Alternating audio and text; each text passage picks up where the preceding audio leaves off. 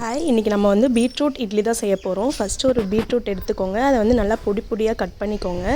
Cut பண்ணிக்கிட்டு இப்போ வந்து நம்ம என்ன பண்ண போகிறோன்னா, ஒரு மிக்ஸி ஜாரில் வந்து அந்த பீட்ரூட் எல்லாத்தையும் வந்து குட்டி குட்டியாக கட் பண்ணதை வந்து போட்டுக்கலாம்.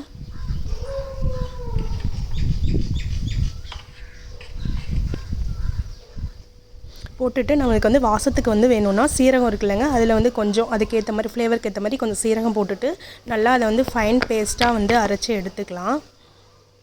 அரைச்சி எடுத்துட்டு அதில் வந்து கொஞ்சம் நமக்கு வாட்டர் வேணும் அப்படின்னா கொஞ்சம் நம்ம கொஞ்சம் சாஸ் அதிகமாக வேணும் அப்படின்னா அந்த பீட்ரூட் அந்த எசன்ஸ்க்கு ஏற்ற மாதிரி வாட்டர் போட்டு நல்லா மிக்ஸ் பண்ணிவிட்டு அதை வந்து நல்லா ஒரு சாஸ் மாதிரி புழிஞ்சு எடுத்துக்கலாம். புழிஞ்சு எடுத்துக்கிட்டு தனித்தனியாக பேட்டர் வச்சுருக்கேன். கொஞ்சம் வந்து இந்த பேட்டர் இட்லி மாவு பேட்டர் எடுத்துகிட்டு அதில் கொஞ்சமாக அந்த சாஸை ஊற்றிட்டு நல்லா அதை நம்ம வந்து மிக்ஸ் பண்ணி வச்சுக்கலாம். நமக்கு தேவையான அளவுக்கு அந்த கலர் கன்சிஸ்டன்சி அளவுக்கு எடுத்து வச்சுக்கலாம். அதுக்கப்புறம் தனியாக ஒயிட் கலரில் அந்த இட்லி மாவு இருக்குது இல்லைங்களா, கலக்காது, அதையும் எடுத்து வச்சுக்கலாம். இப்போ வந்து இட்லி பாத்திரத்தில் வந்து ஊற்றிக்கலாம். இட்லி வந்து ஃபஸ்ட்டு ஊற்றிடலாம் ஃபுல்லாக. ஒரு கரண்டி ஃபுல்லாக ஊற்றிட்டு இப்போ வந்து மிக்ஸ் பண்ணி வச்சுருந்தோம்லங்க அந்த பீட்ரூட் அந்த பேட்டர், அதையும் எடுத்து அது ஃபுல்லாக வந்து நம்ம வந்து ஸ்ப்ரெட் பண்ணி விட்டுக்கலாம்.